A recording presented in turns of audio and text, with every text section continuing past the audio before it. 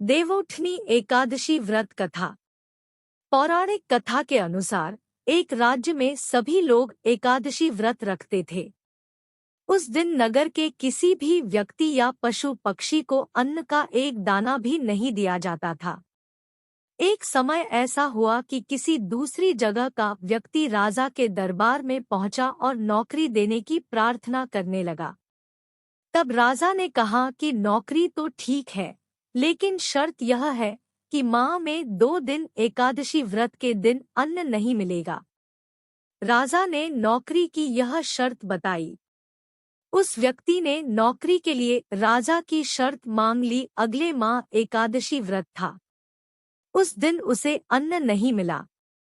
उसे फलाहार की सामग्री दी गई। वह राज दरबार में पहुंचा और राजा से कहने लगा कि फलाहार से उसका पेट नहीं भरेगा, उसे अन्न चाहिए। यदि अन्न नहीं खाएगा तो उसके प्राण निकल जाएंगे। वह राजा के सामने गिड़गिड़ाने लगा। राजा ने उस व्यक्ति को नौकरी की शर्त याद दिलाई। फिर भी वह राजा से अन्न की मांग करता रहा। उसकी स्थिति को देखकर राजा ने उसे अन्न देने का आदेश दे दिया। उसे आटा, चावल और दाल मिल गया। वह नदी के तट पर पहुंचा और सबसे पहले स्नान किया। फिर भोजन तैयार करने लगा। जब खाना बन गया तो उसने भगवान से प्रार्थना की कि भोजन तैयार है, आप भोजन ग्रहण करें। उसकी प्रार्थना सुनकर भगवान विष्णु अपने चतुर्भुज स्वरूप में पीले वस्त्र धारण किए प्रकट हुए।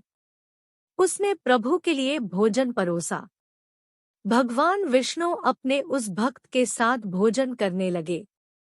भोजन के बाद भगवान अपने लोक वापस और वह व्यक्ति अपने काम पर चला गया। जब अगली एकादशी आई तो उसने राजा से कहा कि उसे दोगुना अन्न दिया जाए। पहली एकादशी पर वह भूखा ही रहा, क्योंकि उस दिन साथ में भगवान ने भी भोजन किया। उतने अन्न में दोनों भोजन ठीक से नहीं कर पाते हैं।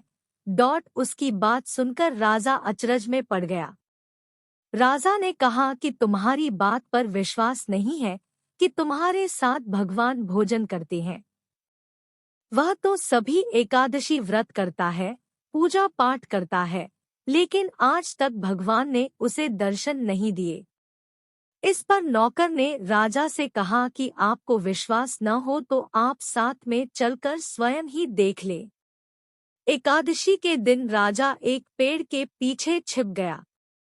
नौकर ने हमेशा की तरह नदी में स्नान किया और भोजन तैयार कर दिया।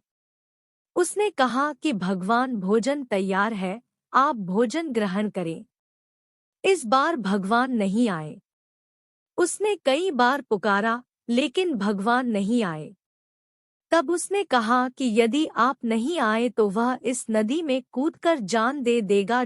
उसने फिर भगवान को पुकारा, लेकिन भगवान नहीं आए तो वह नदी में कूदने के लिए आगे बढ़ा। तभी भगवान प्रकट हो गए और उसे रोक लिया। वे उसके साथ बैठकर भोजन किए।